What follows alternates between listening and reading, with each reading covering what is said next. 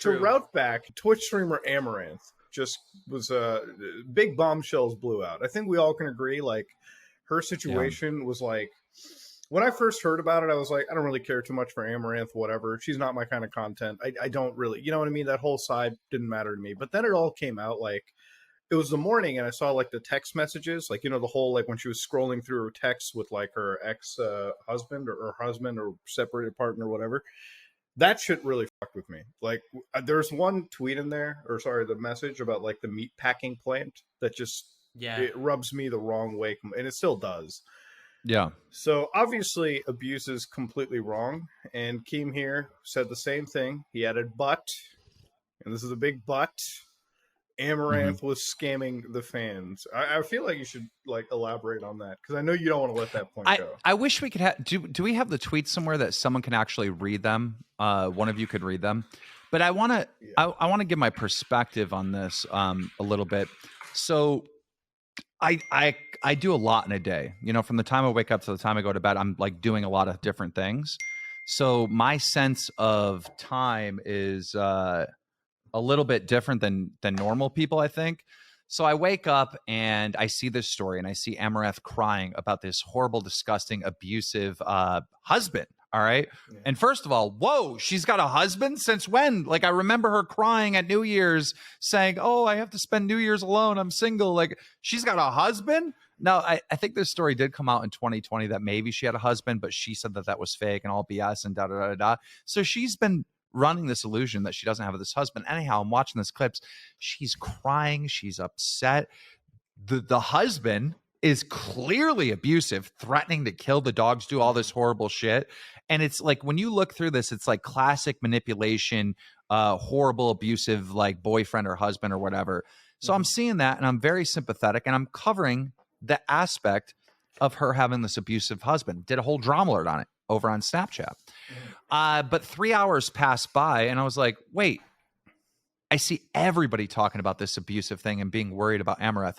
How come nobody is covering the fact that she has a husband? Like, I feel like it's not so important though, right? Like, I feel like when it comes to personal relationships, nobody needs to, like, be privy to that, right? Okay, but you shouldn't lie to your fans. But also, like, people are single in movies and stuff and they have husbands. It's like entertainment. Yeah, she's playing a character.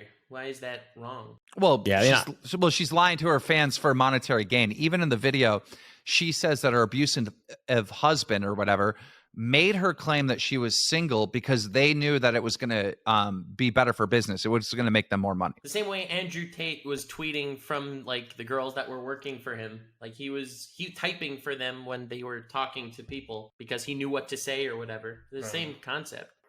I'm so lost on that point. All I would say is I don't think content creators should lie to their audience for money, for monetary gain. I agree on that. Like, you shouldn't lie to your audience, period, right? Like, obviously, like, if, let's say that, you know, you have a streamer, right? Like, one of us goes on and live streams and it's like, oh shit, I'm dirt poor. The demonetization really set me back. I don't know if I'm going to make my ends meet. Yeah, I think that's lying. Absolutely. I don't think you should absolutely lie to your fans, period, right? However, where it gets iffy to me with that is, like, with her personal relationship. Like, I've never really cared about the personal relationship because I've always understood that most of these people who are playing girlfriend or boyfriend simulator on streams, everyone has a significant other, right? Like, I would say that everyone in this group has had a significant other at some point during this podcast. Some of them lost it, but we don't make a point of it to, like, bring them out. I think a lot of it can be for the protection of the others. In this case...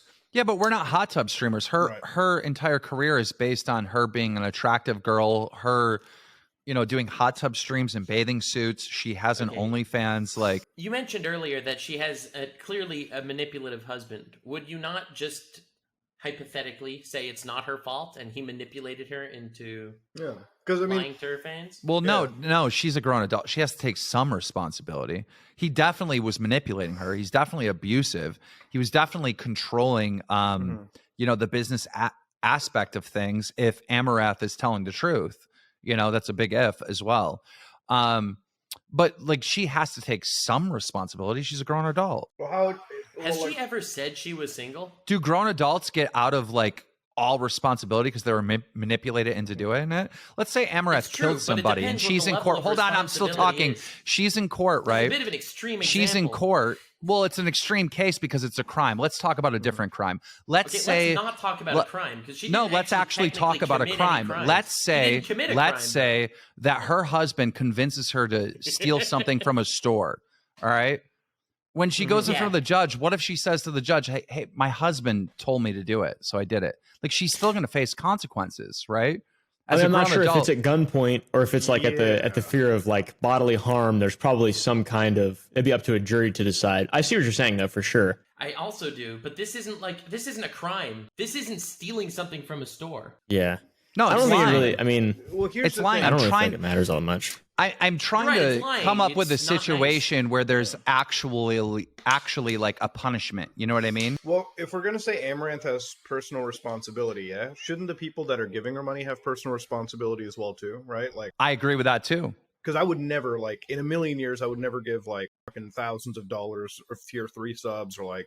To get a wife. Yeah, like, I was reading a month ago, I don't even know how true this story is, but, like, a streamer got, like, a free Tesla or something. Like, one of their fans gave her, like, a Tesla vehicle or some shit. And I was like, who is that fucking insane to just give an entire car to somebody they haven't met? And then, like...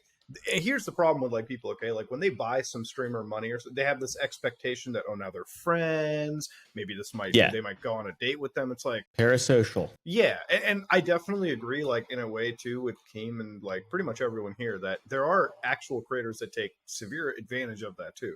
There's no doubt that a lot of the hot tub streamers have taken advantage of that as well too. It's the same thing with anybody in like that FinDom world or just any of that, people who bank on parasocial relationships. Absolutely. I don't know. I see a lot of people that have like big platforms and they're getting millions of views and they're still plugging a Patreon because, you know, it's rough out there, boys. I don't know why that would be given any more leniency than Amourtanth lying. It's not. I call that out too. I've been calling that out for years. I got a whole Twitter history of me calling that out. What do you think? What do you think on the opinion that, like, because for me personally, I don't think it's a big deal just because I see her and most people who have like OnlyFans and who do stuff where there is like a paywall behind it, where there's like an implied level of value that you're getting for what you're paying for, that it's more of like a job, like a role. You're playing an actor, you're playing a character. I mean, you could still say that you're being misled or whatever, but you're also playing into the fantasy.